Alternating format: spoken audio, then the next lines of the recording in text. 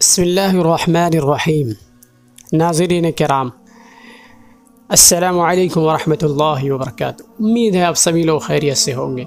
آج کی اس ویڈیو میں پیش ہے عظیم قربانی جو یادگار بن گئی۔ یہ انسانی تاریخ کا ایک ایسا اثر انگیز واقعہ ہے جس کے تصور ہی سے رونگٹے کھڑے ہو جاتے ہیں۔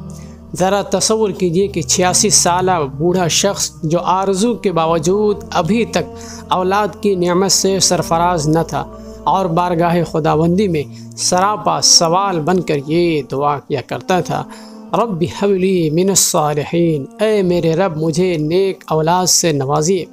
بالآخر ایک دن اس کی یہ فریاد اس کے رب نے سن ہی لی اور ایک حلیم بردبار اور باوقار بیٹے کی نہ صرف بشارت سنائی بلکہ ہونہار اسماعیل کی صورت میں وہ مبارک بیٹا عطا بھی کر دیا گیا۔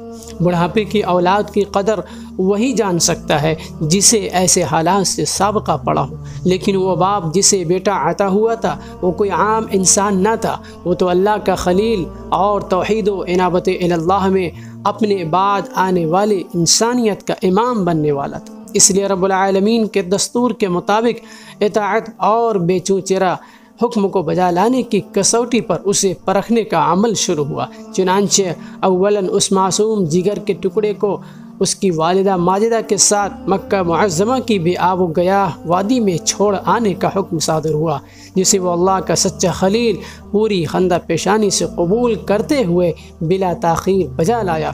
دن ہفتوں میں، ہفتے مہینوں میں اور مہینے سالوں میں تبدیل ہوتے گئے۔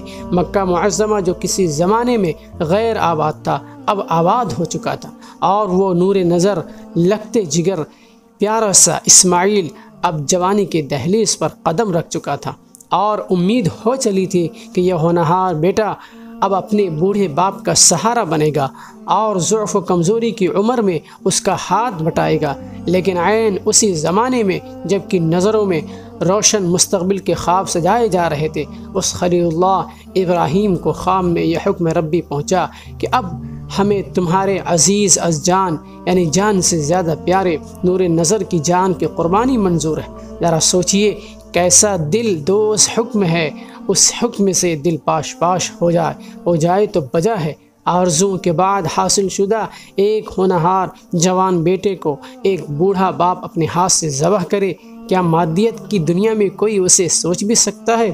لیکن انسانیت کی تاریخ کا یہ روشن ورق آج بھی سچی تاریخ کے صفحات پر نقش ہے اور تا قیامت نقش رہے گا کہ جس حکم کی تعمیل کو دنیا والے سوچ بھی نہیں سکتے تھے، اللہ کے خلیل ابراہیم علیہ السلام نے اس حکم ربی کو بصر و چشم قبول کر کے برملا اس کی تعمیل کا شرف حاصل کیا اور اپنے لیے ابدی شرافت و عظمت مقدر کرا لی۔ اور اس پر یہ کہ اس تعمیل حکم میں وہ سعادت آثار بیٹا اسماعیل اپنے عظیم والد ابراہیم خلیل اللہ کے شانہ بشانہ نظر آیا اور بجا طور پر ذبیح اللہ کے مبارک لقب کا حقدار بنا۔ اللہ تعالیٰ کو ان باسعادت باپ بیٹے کی یہ ادائیں ایسی پسند آئیں کہ قیامت تک ان کا نام روشن فرما دیا اور اپنی مقدس کتاب قرآن کریم میں بڑے اچھوتے انداز میں ان کا تذکرہ فرمایا۔ آپ بھی پڑھیے اور سمجھیے کہ اللہ تعالیٰ اپنے بندوں سے کس طرح کی اطاعت چاہتے ہیں، اور اطاعت شعار بندوں کا اللہ رب العالمین کی بارگاہ میں کتنا بلند مقام ہے۔